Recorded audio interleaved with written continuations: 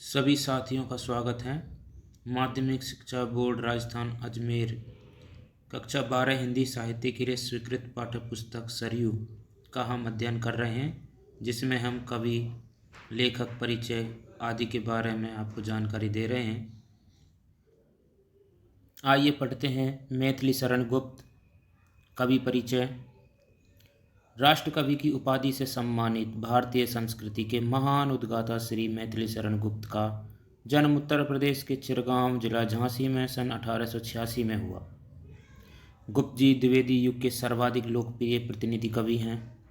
इनके पिता सेठ रामचरण कविता प्रेमी थे और कनकलता उपनाम से कविताएं लिखते थे। इनकी प्रारंभिक कविताएं वैश्योपकारक में छपी, किंतु बाद में आचार्य महावीर प्रसाद द्विवेदी के संपर्क में आने पर सरस्वती में लिखना प्रारंभ किया और उन्हीं की प्रेरणा से खड़ी बोली को कविता की सरसता के अनुरूप ढालने का कार्य किया। गुप्त जी की रचनाओं में राष्ट्रीयता, स्वदेश प्रेम, युगीन चेतना और भारतीय संस्कृति की छाप पूरी तरह दिखाई देती है। भारत भारती नामक रचना से इन्हें अत्यधिक लोकप्रियता प्राप्त हुई। देश एवं मातृभूमि के प्रति गर्व तथा गौरव, राष्ट्रीय जागरण से ओतप्रोत भारत भारती की कविताओं ने इन्हें राष्ट्रकवि के रूप में प्रतिष्ठित किया। भारत सरकार ने इन्हें राज्यसभा का सदस्य भी मनोनीत किया।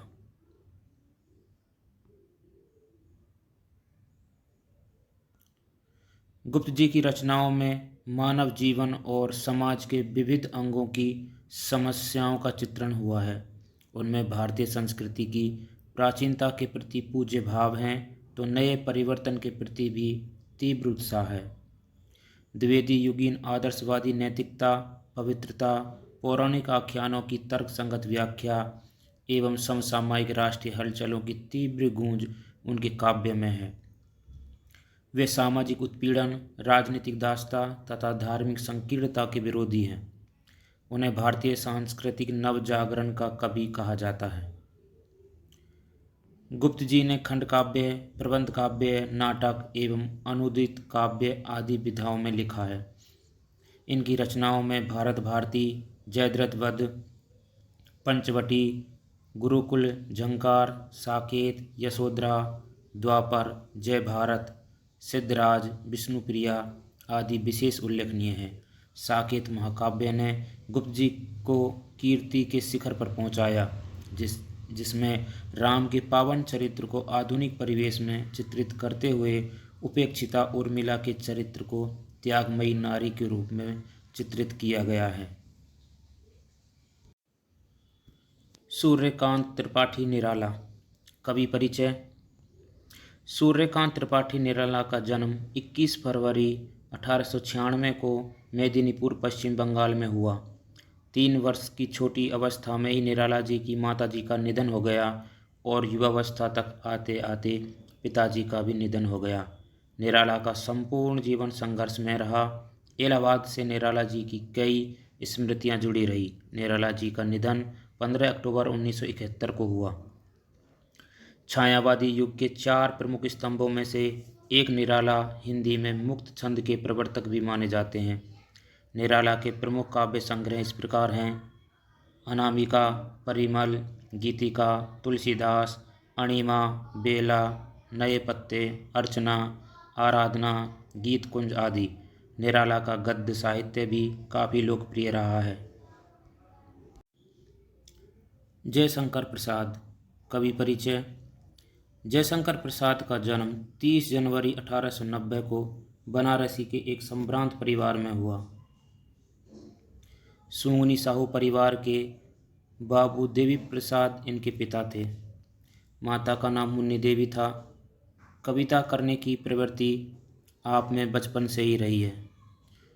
इस पुस्तक में जयशंकर प्रसाद का जन्म 1890 दिया गया है, लेकिन सर्वमान्यता के अनुसार 1889 इनका जन्म वर्ष है।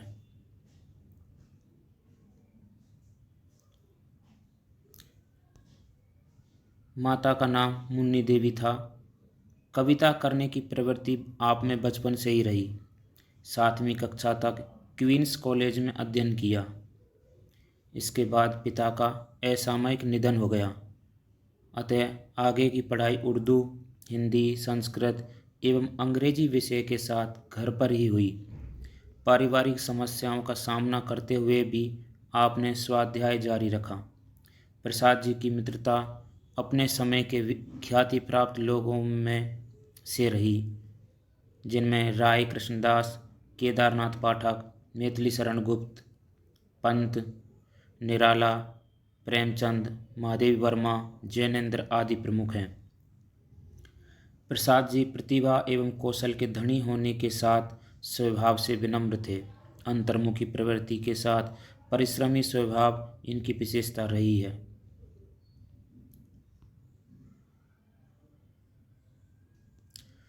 प्रसाद जी बहुमुखी प्रतिभा के धनी थे। उनकी लेखनी ने कविता, नाटक, कहानी, उपन्यास एवं निबंध आदि सभी विधाओं को समृद्ध किया है। आपकी विविध काव्य रचनाएं इस प्रकार हैं। मुक्तक काव्य संग्रह में चित्राधार ब्रजभाषा में, कारण कुसुम खड़ी बोली हिंदी का प्रथम संग्रह, झरना 25 कविताएं, बाद में 55 हो गई, लहर 43 कविताएं, प्रबंध काव्यों में प्रेम राज्य, वन मिलन, अयोध्या का उद्धार, शोकोच्छ्वास, प्रेम पथिक पहले ब्रजभाषा में तथा बाद में खड़ी बोली में प्रकाशन हुआ, महाराणा का महत्व, आंसू, कामायनी जो महाकाव्य है। कामायनी महाकाव्य पर इन्हें मंगला प्रसाद पारितोषिक भी प्राप्त हुआ। इनके प्रमुख नाटकों में सज्जन, कल्याणी, करुणालय, विशाख, अजातशत्रु, जन्मेजय का नाग यज्ञ, कामना, स्कंदगुप्त, एक घूंट, चंद्रगुप्त, ध्रुव स्वामिनी। इनकी कहानियों में इनकी 5 कहानी संग्रह प्राप्त हैं। छाया, प्रतिध्वनि, आकाशदीप, आंधी, इंद्रजाल। इनके उपन्यासों में कुल 3 उपन्यास लिखे, जिनमें एक अधूरा रहा, कंकाल, तितली, और जो अधूरा रहा है वह है इरावती। निबंधों में साहित्यिक निबंध में प्रकृति सौंदर्य, भक्ति, हिंदी साहित्य सम्मेलन, सरोज, हिंदी कविता का विकास। ऐतिहासिक निबंधों में सम्राट चंद्रगुप्त मौर्य, मौर्यों का राज्य परिवर्तन, आर्यावर्त का प्रथम सम्राट, दशराज युद्ध। समीक्षात्मक निबंधों में चंपू, कवि और कविता, कविता का रसास्वाद, काव्य और कला, रहस्यवाद, रस, नाटकों में रस का प्रयोग, नाटकों का प्रारंभ, रंगमंच इत्यादि। प्रसाद छायावाद के प्रणेताओं में से एक कवि हैं। मूलतः प्रेम और सौंदर्य के कवि रहे हैं। इसके अलावा इनके काव्य में निम्नलिखित विशेषताएं पाई जाती हैं: विषय की नवीनता, नवीन कल्पनाएं, प्राकृतिक और मानवीय सौंदर्य का चित्रण, लाक्षणिक वक्रता, भावनाओं का सूक्ष्म चित्रण, रहस्यात्मकता आदि छायावादी विशेषताओं से युक्त, सौंदर्य चेतना के साथ भारतीय इतिहास, दर्शन और संस्कृति के प्रति अनुराग तथा राष्ट्रीय चेतना। इस प्रकार प्रसाद के काव्य में छायावादी सौंदर्यपरकता एवं भावुकता के साथ भारतीय संस्कृति के उज्ज्वल पक्षों और इतिहास के गौरवपूर्ण पन्नों का उजला रंग भी मिलता है, जो राष्ट्रवादी भावनाओं को जागृत करता है। पूरी वीडियो देखने के लिए धन्यवाद। आगे भी हम आपको इस प्रकार की जानकारी देते रहेंगे, जिसके लिए आप हमारे चैनल को सब्सक्राइब जरूर करें। धन्यवाद।